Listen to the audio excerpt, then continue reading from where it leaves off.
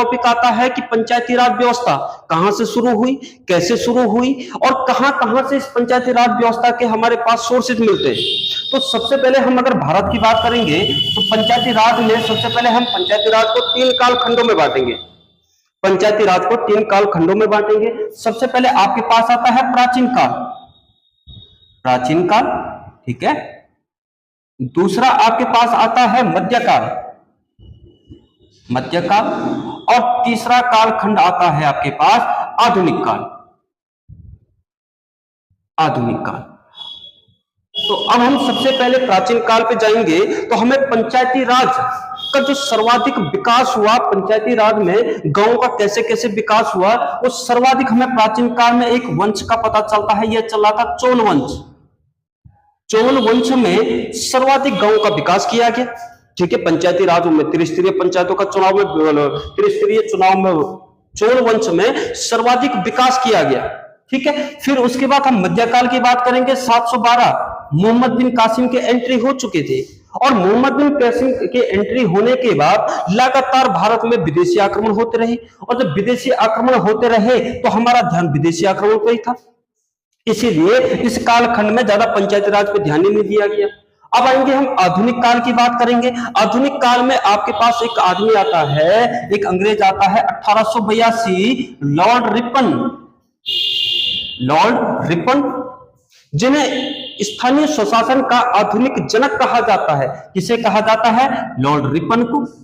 दूसरा आपके पास इनको जिला बोर्ड का, इनके द्वारा 1882 में जिला बोर्ड का गठन किया गया था, ठीक है। यहां तक हमारे पास ये सारी चीजें चली।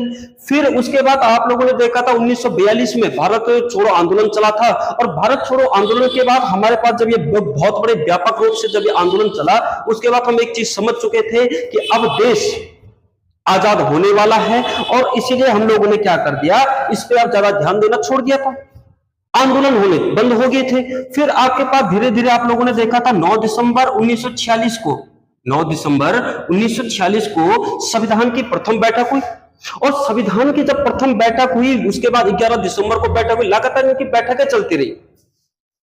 अब महात्मा गांधी और दादा भाई नौरोजी, ये दो व्यक्ति ऐसे थे जो सर्वाधिक चाहते थे कि यदि गांव का विकास होता है तभी जाके आप क्या कर सकते हो, देश का विकास कर सकते हो। दादा भाई नौरोजी और महात्मा गांधी की जब ये विचारधारा थी और उसके बाद इन्होंने ये बात संविधान को उठाई। संविधान के जब मांग चल रही थी, संविधान की बात बैठकें चल रही थी, वहां पे इन लोगों के द्वारा ये बात उठाई गई। जब ये बात उठाई गई तो इस समय इनके विरोध में दादा वो आपके पास जब इनके विरोध में सबसे पहले भीमराव अंबेडकर के द्वारा इनका विरोध किया गया। बोला भाई पंचायती राज व्यवस्था ठीक है, लेकिन आप यदि गांव में इसका, यदि आप गांव में पंचायती राज के तहत तो अधिकार जाएंगे, ठीक है, और जब अधिकार जाएंगे तो इस समय गांव को चला कौन रहे, गांव में बड़े बड़े जमींदार चला रहे, काश्तकार चला रहे, और इस समय जो सबसे बड़ी समस्या आएगी पंचायती राज से वो गांव के गरीब वर्ग को आएगी। आपके पास दूसरी समस्या आएगी, गांव में जो इस समय शिल्पकार वर्ग है उनको समस्या आएगी। काफी लंबी चौड़ी बहस चलने के बाद फिर उसके बाद आपके पास क्या किया गया, इस समय ये पंचायती राज व्यवस्था को आर्टिकल 40 के तहत, आर्टिकल 40 और इसको डीपीएसपी नीति निर्देशक तत्व के अंतर्गत डाल दिया गया। डीपीएसपी के तहत डालने के बाद फिर आपके पास इस समय एक कंडीशन बना दी कि यदि राज्य चाहे तो पंचायती राज को अपना सकता है और ना चाहे तो नहीं अपना सकता है। जब ये बात हो गई थी और उसके बाद अब आपके पास क्या हो गया, यहां तक इनका मामला शांत हो गया था। फिर आपके पास आता है कि जिस समय देश आजाद हो गया था और देश आजाद होने के बाद 15 अगस्त 1947 के बाद हमारे पास और चीजें बदलने बैठ गई। मुख्य चीजें क्या हो गई थी, शहरों का विकास, शहरों का विकास होना शुरू हो गया। शहरों का बहुत अच्छे से विकास हो रहा था, लेकिन गांव का कोई विकास ही नहीं हो रहा था। उसके लिए जवाहरलाल नेहरू के द्वारा कहा गया, भैया गांव का, यदि आप शहर का विकास करना चाहते हैं तो उससे पहले आपको गांव का विकास करना पड़ेगा, ठीक है। और उसके लिए सबसे पहले यहां पर जवाहरलाल नेहरू जी के द्वारा, ठीक है, सबसे पहले जवाहरलाल नेहरू जी के द्वारा 2 अक्टूबर 1952 को सबसे पहले सामुदायिक विकास कार्यक्रम चलाया गया। 2 अक्टूबर 1952 को सबसे पहले पूरे भारत में सामुदायिक विकास कार्यक्रम चला। सामुदायिक विकास कार्यक्रम को देखा गया, सामुदायिक विकास कार्यक्रम क्या हो गया? फेल। सामुदायिक विकास कार्यक्रम फेल होने के बाद 2 अक्टूबर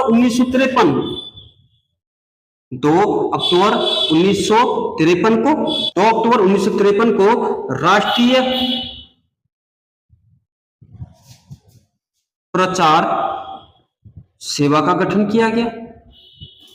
राष्ट्रीय प्रचार सेवा का गठन करने के बाद देखा गया कि कुछ समय बाद ये भी फेल हो गया। फिर इसके बाद जब जवाहरलाल नेहरू बहुत ज्यादा ही परेशान हो गए थे, तब जाके उन्होंने 1957 में एक समिति बनाई, बलवंत राय मेहता समिति। बलवंत राय मेहता समिति, और बलवंत राय मेहता समिति को पूछा गया कि गांव का समय, जो हमने लोगों ने बलवंत राय मेहता समिति को पूछा गया कि इस समय हम लोगों ने सामुदायिक विकास कार्यक्रम चलाया, राष्ट्रीय प्रचार सेवा कार्यक्रम चलाया, लेकिन गांव का विकास तो हुआ ही नहीं। ठीक है, तो क्या हम ऐसा क्या करें जिससे गांव का विकास हो? तो सबसे पहले बलवंत राय मेहता के द्वारा कहा गया कि आपके द्वारा यहां से बजट तो भेजा गया, लेकिन वो बजट गांव तक पहुंचा ही नहीं। ठीक है, क्योंकि इस समय आपके पास सत्ता का क्या है? सत्ता का है केंद्रीकरण। ठीक है, सत्ता का केंद्रीकरण है, और सत्ता का केंद्रीकरण है तो आप सत्ता के केंद्रीकरण के तहत आपके पास राज्य है और केंद्र है, लेकिन गांव तक तो कोई योजना पहुंच नहीं पा रही है। क्यों?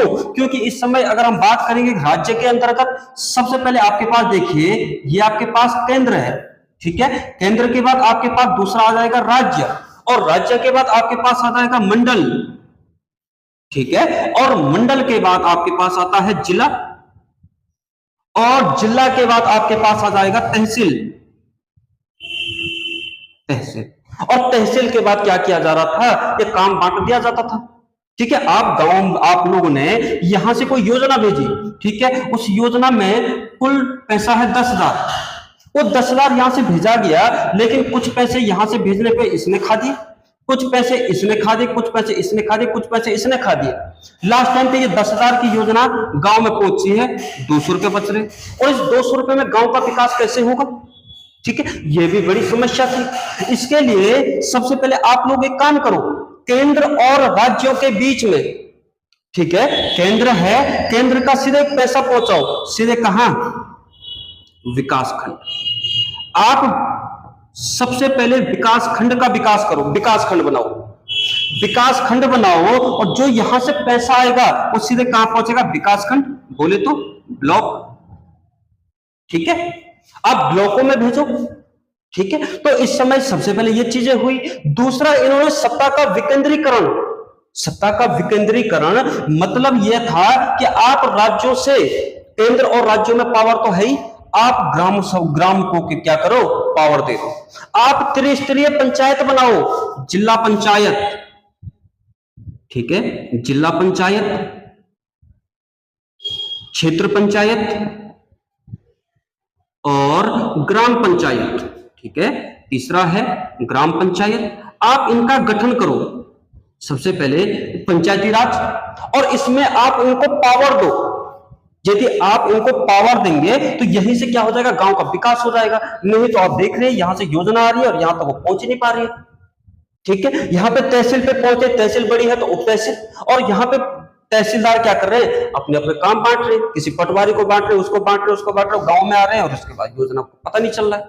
ठीक है, तो इसलिए सबसे पहले आप जिला पंचायत, क्षेत्र पंचायत और ग्राम पंचायत, इन तीनों का विकास करो, इनको पावर दो। यदि इनके पास पावर आ गई तो अपने आप गांव का विकास हो जाएगा। यह बात कही थी बलवंत राय मेहता समिति ने। बलवंत राय मेहता समिति के बाद जब यह बात हुई तो सबसे पहले इसको एक प्रैक्टिकली रूप से देखा गया, और उसको देखा गया आपके पास मद्रास, आपके पास क्वेश्चन भी आता है प्रायोजक रूप से।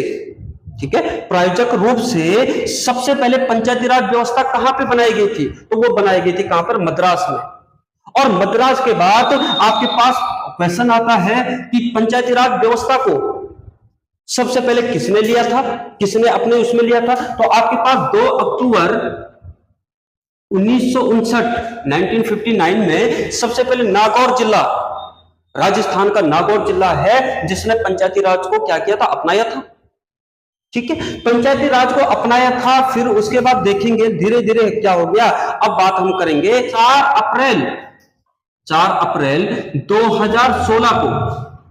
ठीक है, 4 अप्रैल 2016 को सबसे पहले उत्तराखंड में क्या किया गया, पंचायती राज का गठन किया गया। पंचायती राज का गठन करने के बाद आपके पास 2-3 चीजें यहां से भी बदल गई। सबसे पहले आपके पास होती है ग्राम पंचायत। ग्राम पंचायत, और ग्राम पंचायत के लिए सबसे पहले जनसंख्या कितनी रखी जाए। आपके पास एक ग्राम पंचायत बननी है, एक ग्राम पंचायत के तहत कितनी जनसंख्या हो। ठीक है, तो उसके लिए सबसे पहले ग्रामीण क्षेत्रों पे आएंगे तो आपके पास कम से कम 500 जनसंख्या हो, 500 लोगों की जनसंख्या हो, तब जाके आपकी ग्राम पंचायत बन सकती है।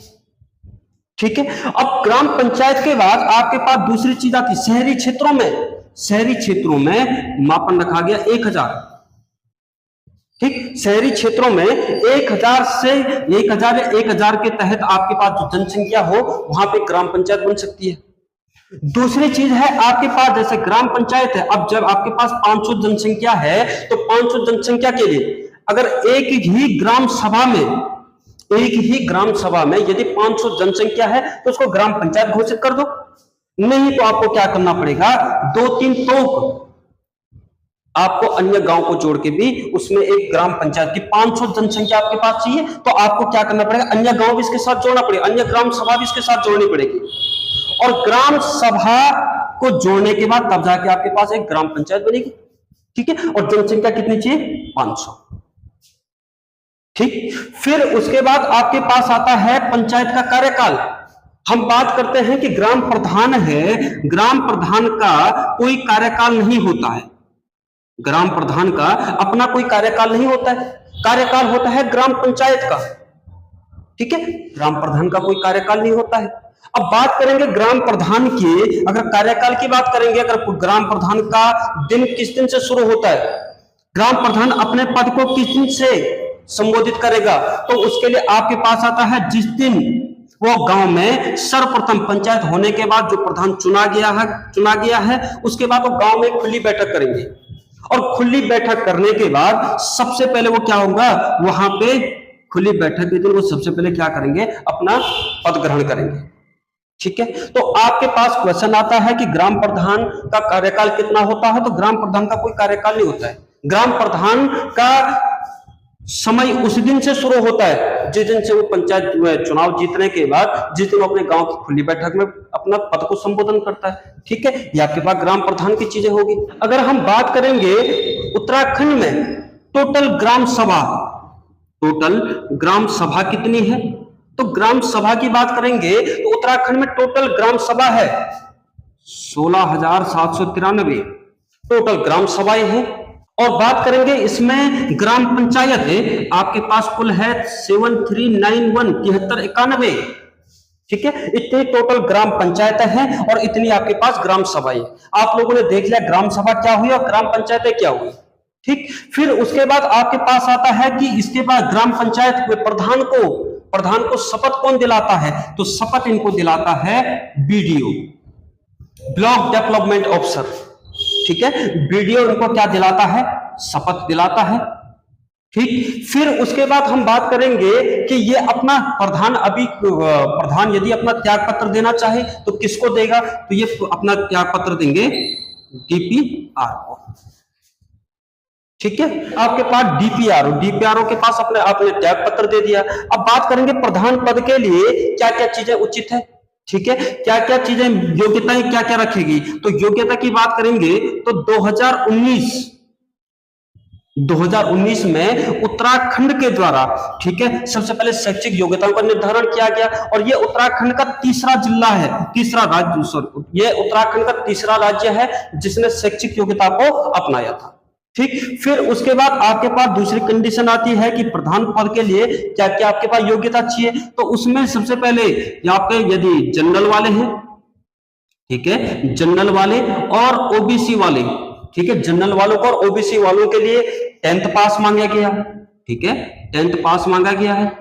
और उसके बाद यदि बात करेंगे एससी और एसटी के लिए, एससी और एसटी के लिए 8 पास की जरूरत पड़ती है, ठीक है, एससी और एसटी के लिए 8 पास का हो गया। फिर उसके बाद आपके पास दूसरी कंडीशन आती है, यहां तक तो हो गया।